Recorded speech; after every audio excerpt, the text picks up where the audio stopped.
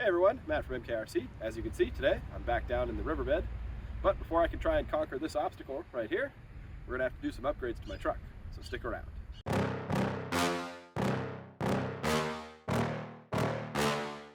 In the last video, this wasn't able to make it up the wall. It did have the grip, but it kept flipping over. Now is the perfect time to do some other maintenance items, like new bearings for all of the different parts of the axles. I also have some wheel spacers to install, and maybe we'll add a little bit more weight. So I've got my axle removed. I've gone ahead and made some marks with a file right there to match up with the slot on both sides. And that's because when I put this back together, it's especially important in the front that these two knuckles go back in the same place. Otherwise, it will affect my caster of the wheel. So now that we have everything marked, I feel comfortable just with removing and disassembling everything. And cover out. I can pull this assembly straight out. We've got some grease. Grease actually looks pretty good. I've had a lot of water crossings, and I suspected that these bearings were all quite unhappy. This is a TRB RC bearing kit for the SCX10. So I'll start with dropping a new one in there. Just push that right in. Flip this over. We have this bearing. Drop that back into place. I've ordered some wheel spacers to help widen the truck. These are 15 millimeter, so I'm gonna go ahead and get these opened up and installed. These are Injora 2.2-inch rims, and they come with this wheel spacer. We're gonna take this off and measure it and compare it against the new ones I've ordered. So the stock wheel spacer is about 10 millimeters, and the ones I ordered are 15 millimeters, so +5 to the offset. So I've got one installed, and essentially what it does is it moves the mounting point of the wheel further inward, which makes the wheel sit further off the truck. Another reason I think my truck wasn't capable of conquering the wall was because I was running this 3S 2200Z battery when I normally run this 3S 5200 milliamp hour battery. And the differences between these are obviously weight and size. And so when I slide this battery in and hook it up, it puts the center of gravity towards the middle of the truck and doesn't put enough weight over the front axle to keep the front of the truck down. If I run one of these larger 3S batteries, that puts more weight over the front axle and keeps things from tipping over. So I think we'll be doing that when we go out to conquer the wall again. On camera, I changed the bearings in the front axle, and off camera, I changed the bearings in the rear axle. Was that the outermost bearings were all rusty and water damaged. Worn out bearings can create slop in your drivetrain and cause things to bind up more frequently.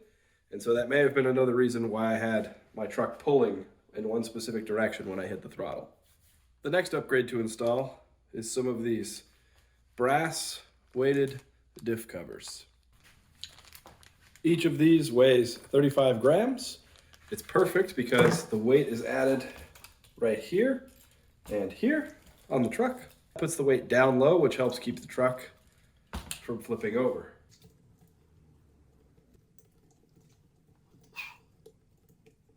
And once you have the final bolt loosened up, you can just give it a tap, and that typically will push the cover off. There we go. Cover is removed.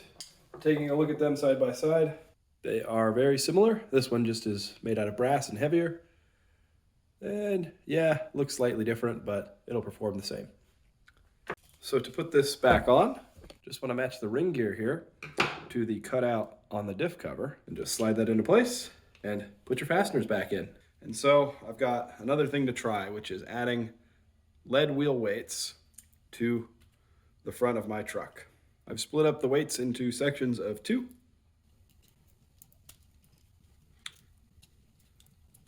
I've added 6 1/4-ounce wheel weights to the front of my truck. It definitely is noticeably heavier. I think now I'll bring the rest with me and we'll go test on the wall.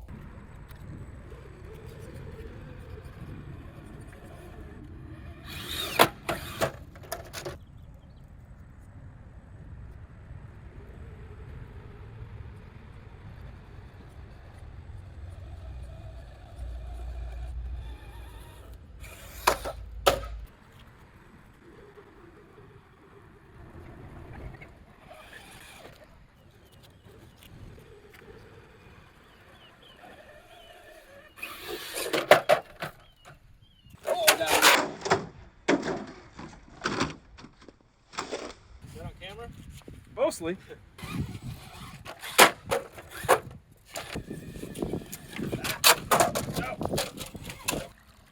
That is just coming in quick. And I can't imagine that's the cleanest water. Just trying to think of where it's coming from.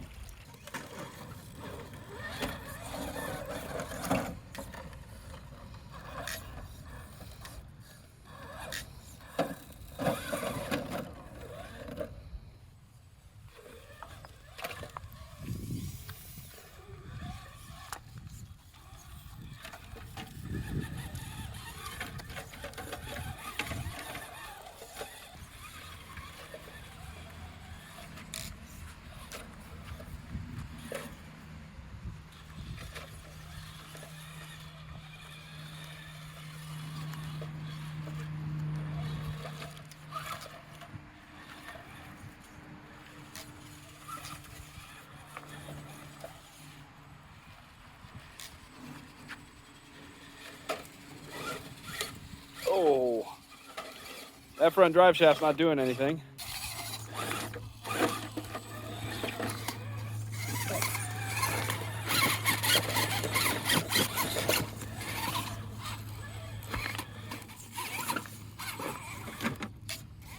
That is not good.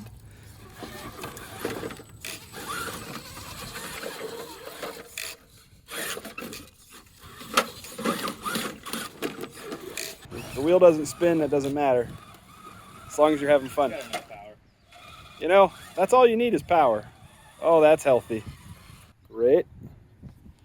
This is a good time to say I have 2 front drive shafts that are broken, or axles. Oh! Ah.